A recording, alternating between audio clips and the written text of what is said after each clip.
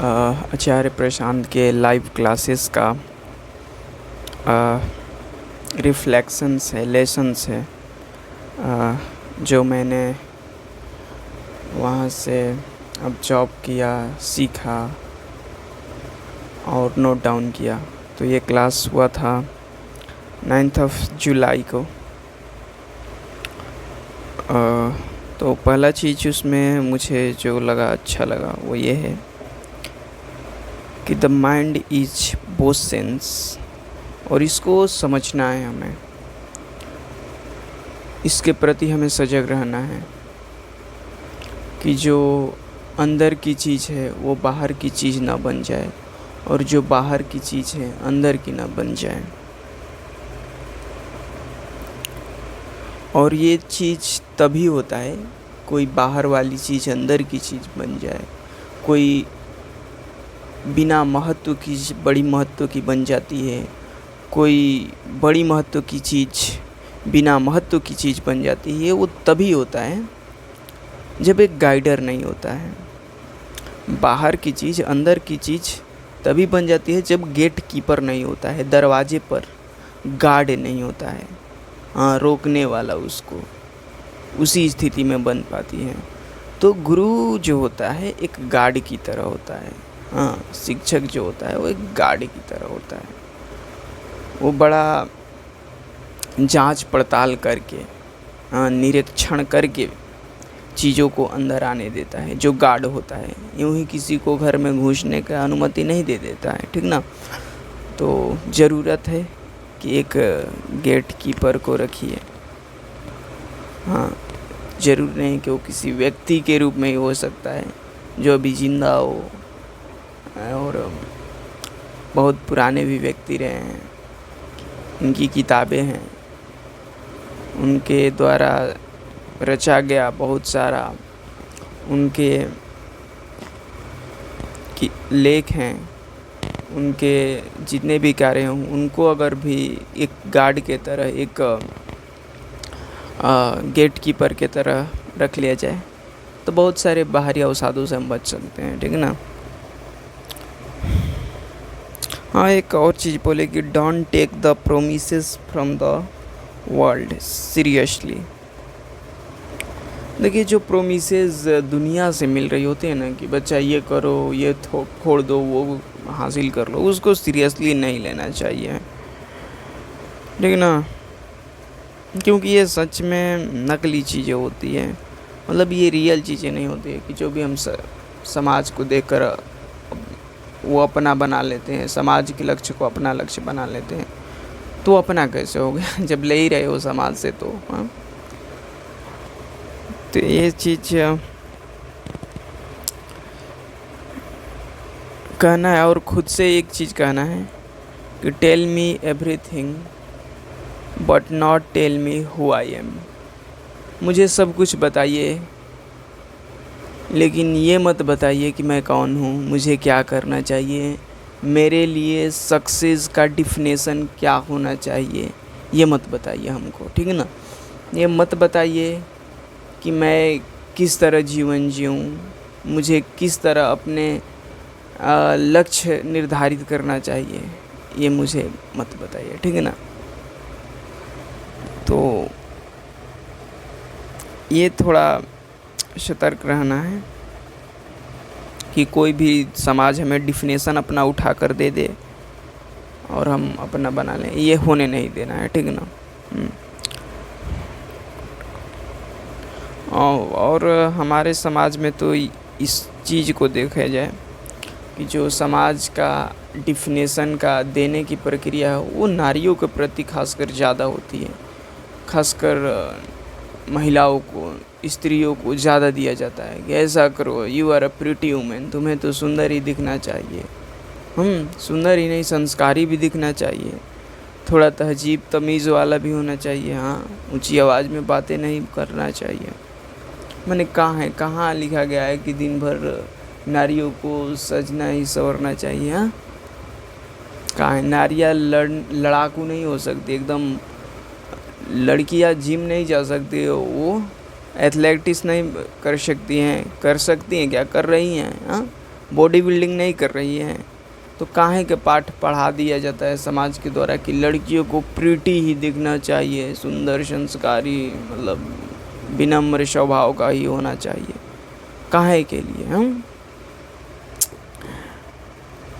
तो वही है डिफिनेशन समाज ने दे रखा है, और बड़ी दुख की बात है कि हम उस डिफिनेशन को अपना भी लेते हैं, याद भी कर लेते हैं, एकदम रट लेते हैं उस डिफिनेशन को।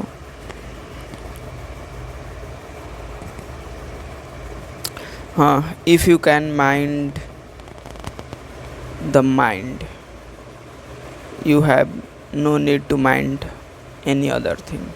अगर तुम अपने दिमाग पर ध्यान दे दिए तो और किसी अन्य चीज़ पर ध्यान देने की ज़रूरत नहीं है, ठीक ना। हाँ, समझिए इसको अच्छे से। हाँ, they are good for my body so they are also good for my mind. Absolutely not. ज़रूरी नहीं है कि जो आपके शरीर के लिए बेहतर हो वो आपके मन के लिए भी बेहतर हो। हाँ, बिल्कुल नहीं। लेकिन हमारे समाज में प्रचलित परिभाषा डिफिनेशन है कि जो हमें शरीर के लिए बेहतर है, शरीर के लिए ठीक है, वही हमारे मन के लिए भी ठीक है। मान लेते हैं कि हम 2 रोटी दे दिया हमारे पेट को, हमारे शरीर के लिए, होंगे हमारे मन के लिए भी। अब इसके हमारी हर बातों को मानेंगे, इनको गले लगाएंगे, इनको एकदम अपने सिरों मोर बना के रखेंगे, ऐसा करते हैं, जो कि गड़बड़ बात है। और ज़्यादातर मैंने देखा है लड़कियों के साथ कि घर परिवार में लड़कियों को माता पिता थोड़ा लड़का जो होता है वो थोड़ा होता है अपना एकदम ठीक ही होता है समाज के हिसाब से, कि थोड़ा बातों को बर्दाश्त कर लेता है, लेकिन वो भी एक लिमिट तक करता है। तो लड़कियों को भी बनना चाहिए कुछ वैसा ही एकदम क्रांतिकारी टाइप का। हाँ, कि चलो हम भी एकदम फाड़ दे फोड़ दे, एकदम क्रांति ला दे, थोड़ा सा भी ये तो हुआ तो, ठीक ना। ये नहीं कि जो ज़रूरी नहीं कि जो हमारे शरीर के लिए ठीक हो वो हमारे मन के लिए भी ठीक हो, ठीक है ना। नहीं तो सारे लोग जैसे कपड़ों को आयरन कराने चले जाते हैं आयरन वाले के पास, उसी तरह शरीर को भी आयरन करवाने चले जाते हैं। तो ऐसा नहीं ना होता है। हाँ, तो तलाशिए उसको जो मन के लिए ठीक हो, अगर मन को सही करना हो तो। और बिना मन को सही किए शरीर को भी सही करके कोई अर्थ नहीं रह जाएगा, कोई महत्व नहीं रह जाएगा। तो पहला तो काम यही करना है कि मन को ठीक कर लेना है। और इसीलिए कहा गया है कि if you mind your mind then you have no need to mind any other thing. हाँ, मन को ध्यान दे दिए, मन पर ध्यान दे दिए तो और कहीं पर ध्यान देने की ज़रूरत नहीं है, ठीक है ना। ये एक और चीज़ हमारे समाज में थोड़ा अजीब लगता है, एकदम यूनिक टाइप का एक चीज़ हमको मिला है। Unique rule of our world, our society कह सकते हैं। एकदम अजीब सा अब्सर्ड, एकदम अब्सर्ड रूल रहा है हमारे समाज का, कि बड़ा चालाकी रहा है एक तरह का। कि पहले क्या करता है समाज के पास जो है, समाज क्या करता है कि उसके पास जो चीज़ें होती हैं वो क्या करेगा, उस चीज़ को पहले बढ़ा चढ़ा कर हर लोगों से बताएगा कि यही है दुनिया की सबसे कीमती पत्थर, पारस पत्थर, यही है दुनिया की सबसे महत्वपूर्ण चीज़, जिसके बिना आपका जीवन आपकी साथ पुश्तें एकदम अधूरी पड़ी हुई थी। आपके 70 पुश्तों की आत्माएं इसी तरह भटक रही है, हमारे वातावरण में विचरण कर रही हैं। और जब तक इस चीज़ को, समाज कहता है कि इस हमारी चीज़ को आप खरीदेंगे नहीं, अपने घर में खरीद कर नहीं रखेंगे तब तक उन सारी आत्माओं को, आपके पूर्वजों की सारी आत्माओं को शांति नहीं मिलेगी, और ना ही आने वाले अपनी पीढ़ियों को शांति मिलेगी, सफलता मिलेगी, ठीक ना। सफलता की कोई संभावना नहीं है आपकी पीढ़ियों को। तो इसलिए समाज कहता है कि इस हमारे चीज़ को खरीदिए। और यही होता है कि समाज बड़ा एक शातिर चाल चलता है कि जो उसके पास चीज़ होता है, भले ही वो कोई काम का ना हो किसी के लिए, हमारे समाज के लोगों के लिए, चूँकि उसको बेचना है उस चीज़ को, समाज को, समाज के वो कोई भी तबका हो सकता है जो ऐसा अपने चीज़ों को बढ़ा चढ़ा कर दिखाता है। हाँ हाँ, नहीं तो क्या, ये सब जितने भी ज्वेलरीज होते हैं, गहने गुड़िये जेवरात, क्या सब है, एक मेटल ही तो है। हाँ, क्या उसका महत्व क्या है, उससे क्या होने वाला है। पत्थर है, हीरा जो है वो, बहुत सारे और भी रत्न होते हैं, वो क्या है, एक मामूली सा पत्थर ही तो है। लेकिन समाज बड़ा शातिर चालाक, उसको बेचना है चीज़ों को तो क्या करेगा, उसको पूरा एकदम बढ़ा चढ़ा कर दिखाएगा कि ये है वो है। और उस झांसे में आ भी जाते हैं लोग, आ जाते हैं क्या, आते रहे हैं, आ रहे हैं, और शायद आते भी रहें। अगर न संभले खुद को तो न संभाले वो खुद को तो।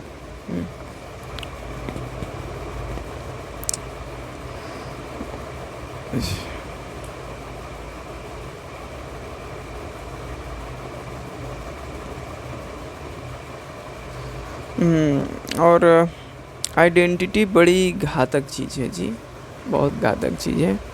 और हम सभी, मतलब हर कोई, जितने भी थोड़ा बहुत, हर कोई अपना आइडेंटिटी को, अपनी पहचान को अपने गले में, अपने सिरों पर, अपने ललाट पर लटका कर, चिपका कर, बांध कर चलता रहता है।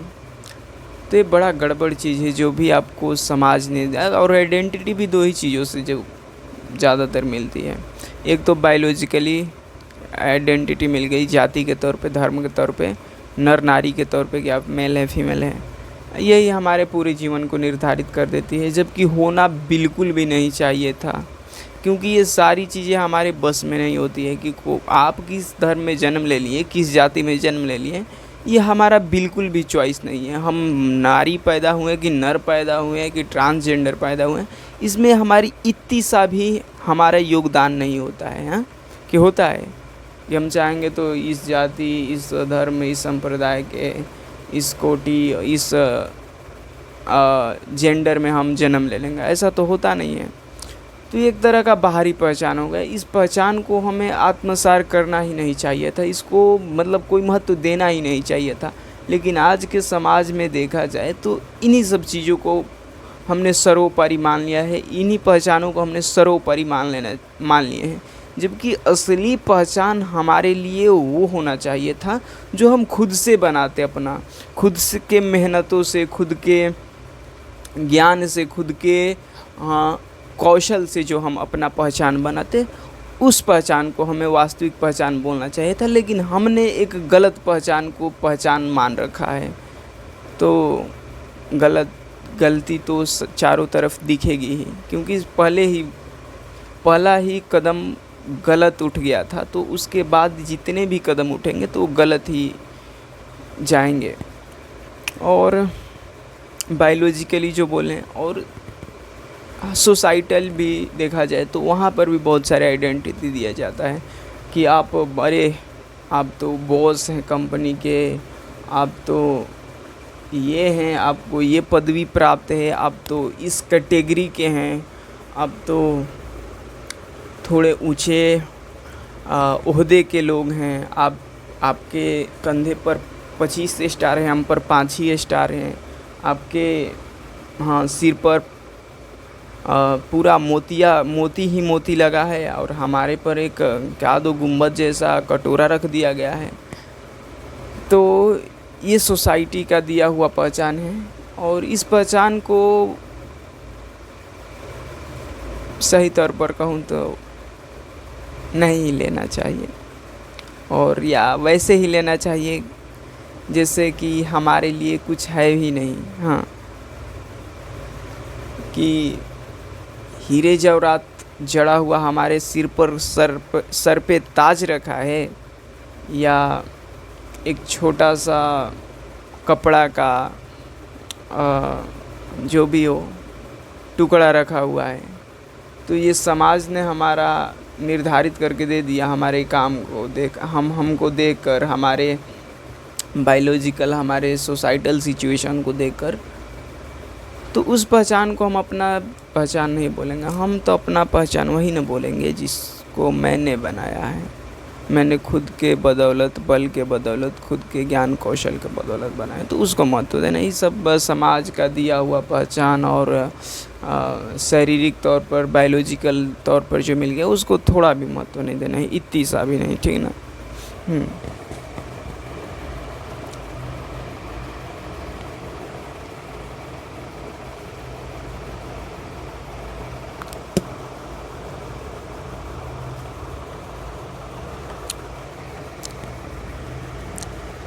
The more you allow to anybody become moral teacher,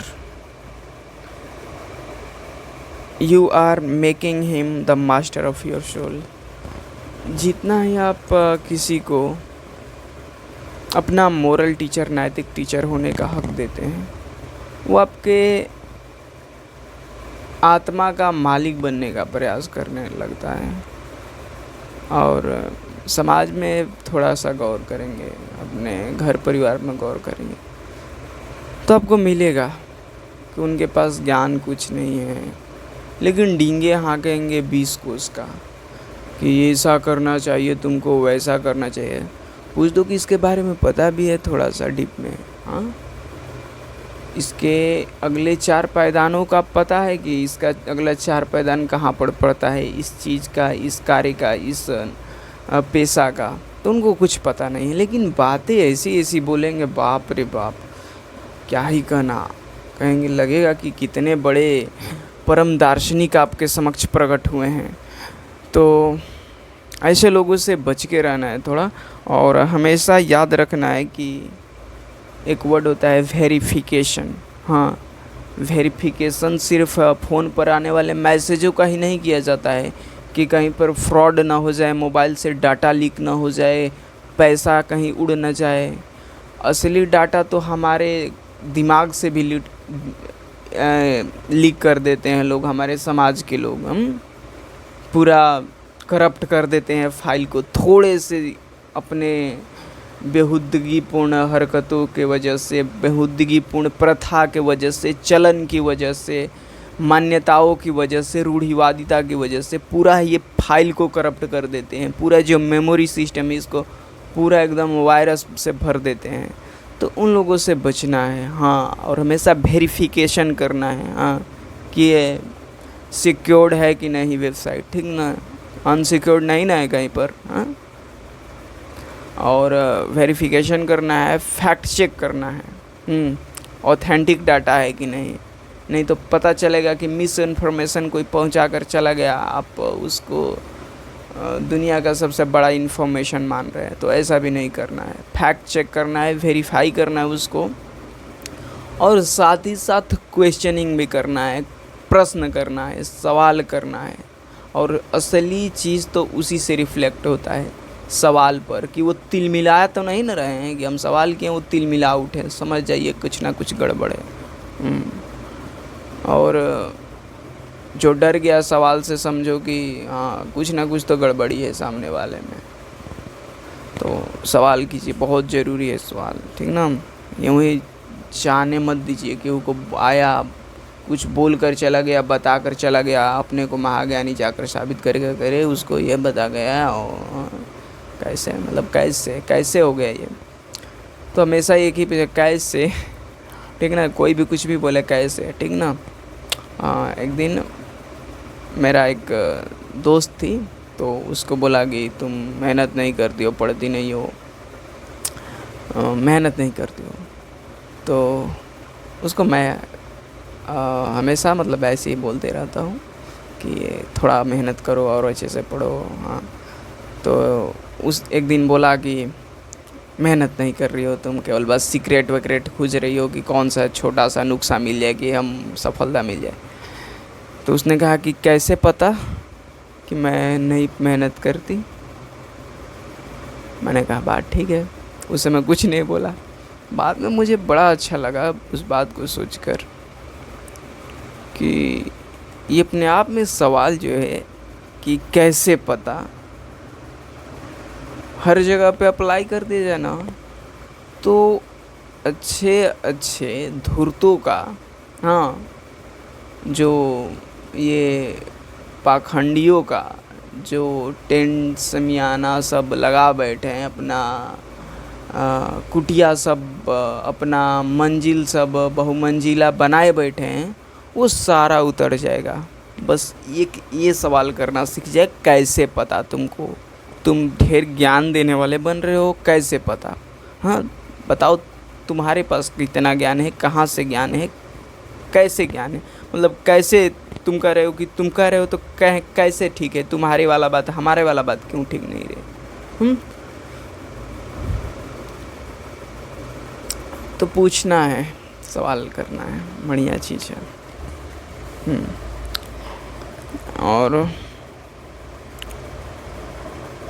हाँ, नारियों के प्रति भी बोल रहे थे कि आजकल जो आजकल क्या, बहुत दिनों से नारियों को बस एक शरीर के तौर पे ही देखा जाता आया है कि वो एक शरीर है और शरीर की तरह ही एक ट्रीट किया जाता है। उनको एक चेतना के तौर पर नहीं देखा जाता है कि वो चेतन प्राणी भी हो सकती है, एक अच्छी ओहदा पा सकती है हमारे समाज में, गायिका बन सकती है, अच्छी लेखिका बन सकती है, अच्छी अध्यापिका बन सकती है, अच्छी साइंटिस्ट बन सकती है, अच्छा एस्ट्रोनॉट बन सकती है, अच्छा स्पोर्ट्स प्लेयर बन सकती है। तो वैसा बहुत कम देखा जाता है, तो इस चीज़ पर गौर करना है थोड़ा सा। और हमें वो नारियों की पुराना वाला नया वाला डिफिनेशन को नहीं अपनाना है। नारियाँ, ऐसी नारियाँ हमारे समाज में जो अभी नारी का डिफिनेशन चल रहा है, ये नारियाँ बहुत, नारी का, स्त्री का नया परिभाषा है। नारियाँ, नर और नारी सदा से एक जैसे रहे हैं, उनका पहनावा, खान पान और व्यवहार भी, कर्म भी, कार्य भी, सारा कुछ सेम रहा है, ठीक ना। कुछ बायोलॉजिकल चेंजेज को अगर अपवाद के तौर पर ले लिया जाए तो नर और नारी में थोड़ा भी डिफरेंस नहीं है। तो खुद से डिफरेंस क्रिएट करने का प्रयास मत कीजिए, नहीं तो जितना ही डिफरेंस क्रिएट करिएगा हानि आपके लिए ही है। हाँ, तो इसको समझिए थोड़ा। और एक चीज़ बता रहे थे, वो अभी फ़िलहाल में एक न्यूज़ आया था कि जेफ बेजोस शादी कर रहा है, एक दूसरी अपनी शादी कर रहा है। तो वहाँ प्राइवेट जेट से बहुत लोगों को बुला रहे हैं कि उनकी शादी में। तो एक प्रश्नकर्ता ने पूछा आचार्य जी से कि वो बुला रहे हैं और इससे बहुत सारा इन्वायरमेंट पर इफ़ेक्ट पड़ेगा। तो सारे लोग उनको ट्रोल कर रहे हैं, उनकी निंदा कर रहे हैं कि धनी व्यक्ति हैं आप, तो मैंने कुछ भी करेंगे। तो आचार्य जी का उस समय जो जवाब है मुझे बड़ा ही अच्छा लगा। वो बोले कि वो लोग इन्वायरमेंट की चिंता नहीं कर रहे हैं, वो ईर्ष्या कर रहे हैं। हाँ, अगर उनको सही में वास्तव में इतनी इन्वायरमेंट की चिंता करनी होती और चिंता होती उन्हें, तो सबसे पहले अपनी शादियों को रोकते हैं। लेकिन वो तो अपनी शादी रोकते नहीं, अपने अगल बगल वालों की शादी रोकते नहीं। वो उसमें बड़े अच्छे से एकदम साजो सामान लेकर पहुंच जाते हैं, एकदम न जाने कई भिन्न प्रकार के वस्त्र पहन के चले जाते हैं। उन्हें ईर्ष्या है कि हम सिर्फ एक टूटी फूटी गाड़ी से जाते हैं और उसके शादी में इतने सारे प्लेन आ रहे हैं। तो वो ईर्ष्या है, न कि इन्वायरमेंट के प्रति उनका संवेदनशीलता है, ठीक ना।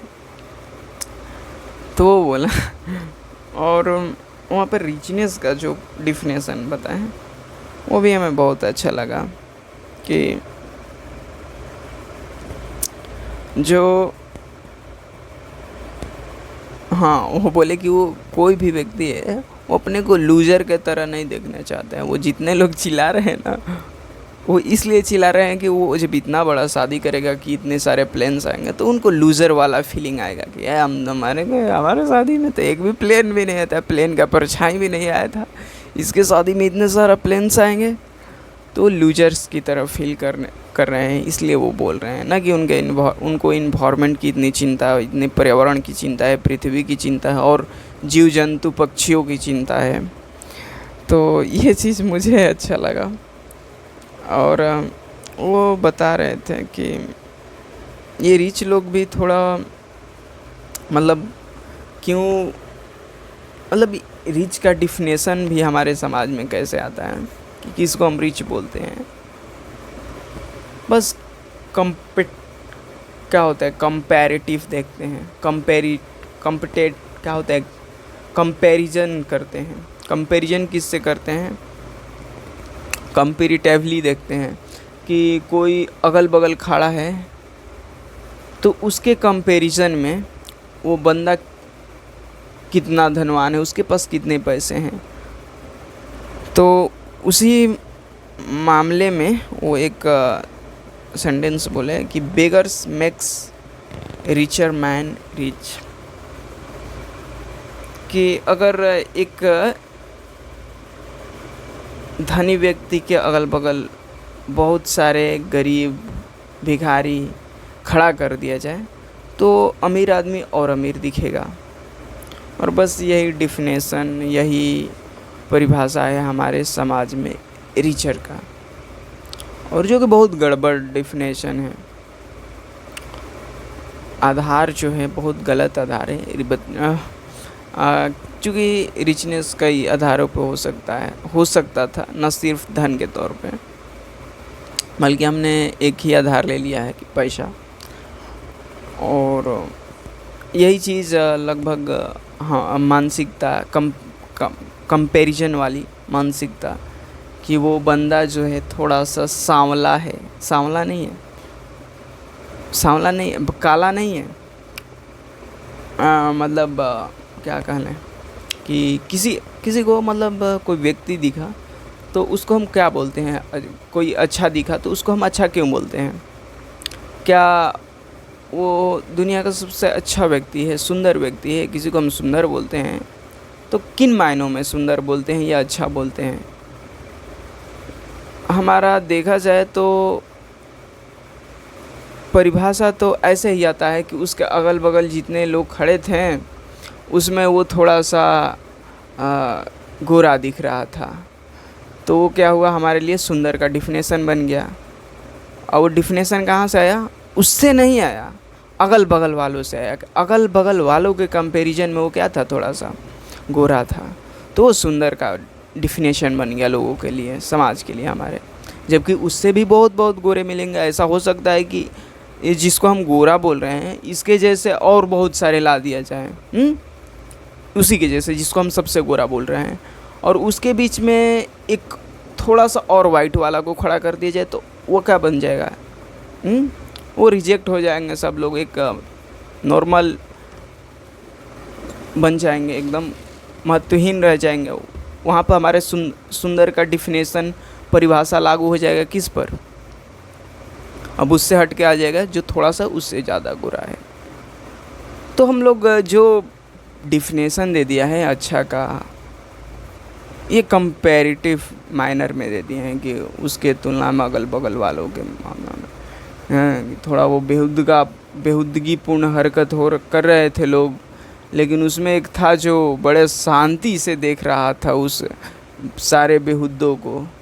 तो लोग क्या बोल दिए हैं, यार कितना डिसेंट मैनर, देखो लोग उसको गाली भी दे रहे हैं, वो बंदा बोल नहीं रहा है, हाँ कितना डिसेंट बच्चा है, बढ़िया, अच्छा लड़का है, अच्छा लड़का है।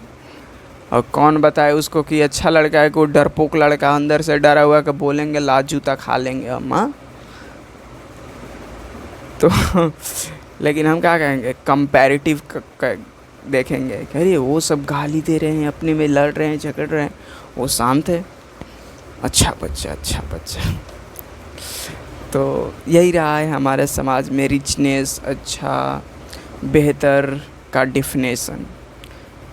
जबकि बेहतर का डिफिनेशन कोई और, कोई अच्छा, कोई ऊंचा, कोई सच्चा होना चाहिए था। और वो आसानी से नहीं मिलता है, मेहनत लगती है, खोजना पड़ता है, परिश्रम करना पड़ता है, स्वानुभूति करना पड़ता है, फील जिसको कहते हैं ना, खुद से स्वानुभूति। तो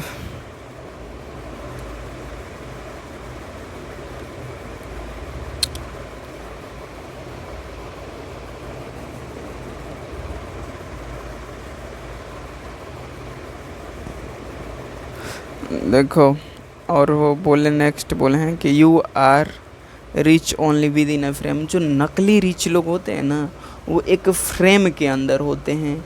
जैसे कंपैरेटिव जो नकली नकली नकली अच्छे लोग, कि वो इतने लोगों के बीच में वो अच्छा है, इसलिए वो अच्छा है। ये नकली अच्छाई का पहचान है कि इस बस फ्रेम के अंदर ही जितने लोग हैं, उसके अंदर जो अच्छा है वो दुनिया का सबसे अच्छा है। ऐसा ही ना बोल देते हैं कि यही अच्छा है, सबसे अच्छा का डिफिनेशन बन जाता है, जबकि वो डिफिनेशन बहुत बेतुका है, गलत है। क्योंकि असली अच्छा वो होता है जो जिसके अगल बगल कोई फ्रेम ही ना होता है, विदाउट फ्रेम, जहाँ देखो सारे लोग पड़े हैं, उसमें एक बीच में कहीं पर मिलेगा एकदम बावला सा, एकदम स्वतंत्र आज़ाद। तो ये होना चाहिए था the definition of a real personality, real richness and a real rich people। तो फ्रेम को थोड़ा सा हटा दिए, या फ्लेक्सिबल फ्रेम रखिए, ताकि पूरी दुनिया को, पूरे ब्रह्मांड को खबर कर ले। ये क्या रिजिड वाला एकदम कि थोड़ा सा फ्रेम को इधर उधर करो तो टूट जाए तुम्हारा फ्रेम। एक बार फ्रेम पर भी एक ऑब्जर्वेशन दिया था कि मेक योर फ्रेम फ्लैक्सिबल। हाँ, थोड़ा अपने फ्रेम को फ्लैक्सिबल बनाएगी, उसमें अगर कोई भी एडजस्ट हो जाए। लेकिन गड़बड़ है कभी कभी फ्लैक्सिबल फ्रेम रखने का, कोई भी आकर एडजस्ट होने का प्रयास करने लगेगा। हाँ, तो गार्ड रखिए, गार्ड जो बोले ना, गार्ड गार्ड डोर कीपर। वो निरीक्षण कर करके, वेरीफाई कर करके, फैक्ट चेक कर करके भेजेगा, तब किसी को फ्रेम में एडजस्ट कर लीजिए। हाँ, फ्लैक्सिबल ही रखिए फ्रेम को।